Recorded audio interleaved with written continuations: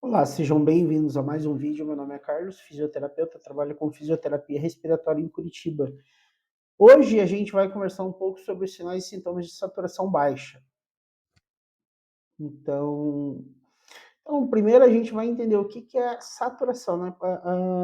O que significa aquele valorzinho que a gente olha no oxímetro de dedo, que geralmente o paciente tem em casa e muitos profissionais utilizam para trabalhar. Saturação ela é uma relação entre a hemoglobina ligada ao oxigênio e a que não está ligada ao oxigênio. Tá? Então, a hemoglobina é o que leva o oxigênio até as células do corpo, principalmente o músculo, né? Que é uma célula que tem uma certa dependência do oxigênio. Quanto mais próximo de 100%, mais oxigênio a gente tem no sangue. Quanto mais oxigênio a gente tiver no sangue, melhor vai ser a nossa funcionalidade. Funcionalidade é a nossa capacidade de desenvolver atividade de vida diária ou exercício. Aí, o que leva essa saturação a baixar? Então, assim, se o corpo não recebe oxigênio suficiente ou não absorve esse gás, né, que o oxigênio é um gás, a nossa saturação ela tende a ser reduzida, tende a diminuir. Agora, por que isso acontece? Então, o primeiro ponto é o fato da pessoa ter uma doença pulmonar já diagnosticada. Quando você tem uma doença pulmonar, o seu tecido pulmonar ali, algumas regiões do pulmão, ela passa a ficar comprometida. Se ela fica comprometida, ela não existe mais a troca gasosa, né? Se você quiser que eu explique um pouco melhor sobre como que se processa a troca gasosa para esse oxigênio chegar até a hemoglobina, você deixa aí nos comentários, que daí eu produzo esse vídeo. Quanto mais pessoas estiverem interessadas no tema, melhor vai ser para eu produzir, né? Ou se você deixar uma outra dúvida aí, a gente trabalha em cima dessa dúvida. Então, se esse tecido está lesionado, não tem a troca gasosa. Se não tem a troca gasosa, tem uma saturação baixa. E existe uma outra questão aí, que é a força muscular respiratória. Quanto menor essa força muscular respiratória, também maior a tendência de ter uma saturação baixa. Isso geralmente acontece em pessoas idosas, tá? E são pessoas que têm a tendência de ter uma força muscular respiratória baixa. Quanto maior a força muscular respiratória, maior o diâmetro do alvéolo. Isso explica o porquê a força respiratória está relacionada com a saturação. Então, vamos para o que é o tema do vídeo aí propriamente dito, né? Então, sinais e sintomas: respiração curta, falta de ar, fraqueza, cansaço. Esses 4 primeiros que eu falei, são os comuns, tá? Agora, em uma situação onde essa saturação chegou num ponto dela estar baixa, muito baixa, né?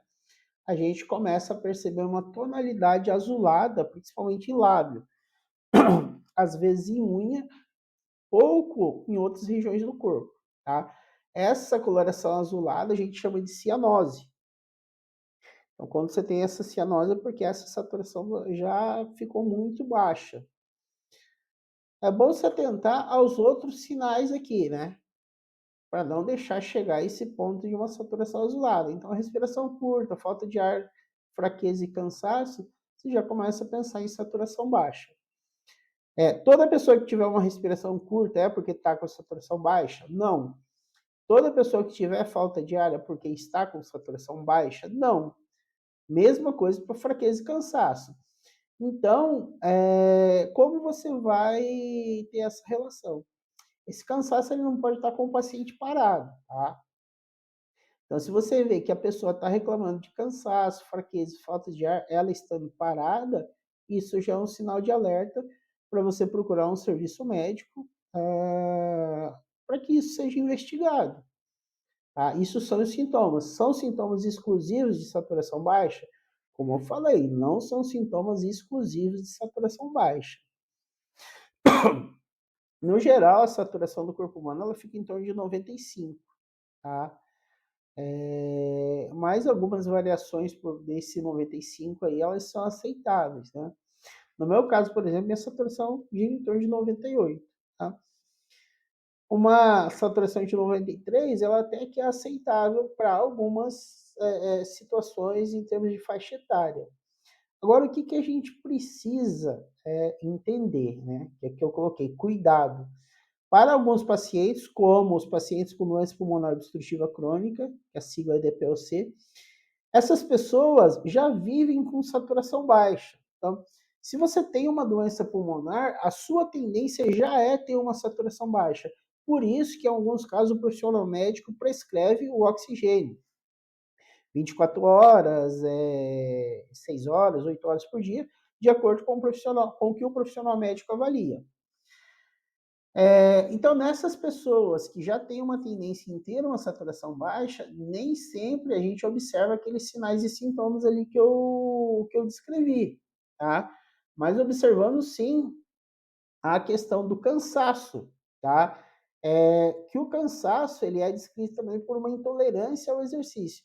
Então, geralmente, pessoas que têm uma doença pulmonar, elas são mais intolerantes ao exercício, elas não suportam o exercício, mesmo pouco exercício.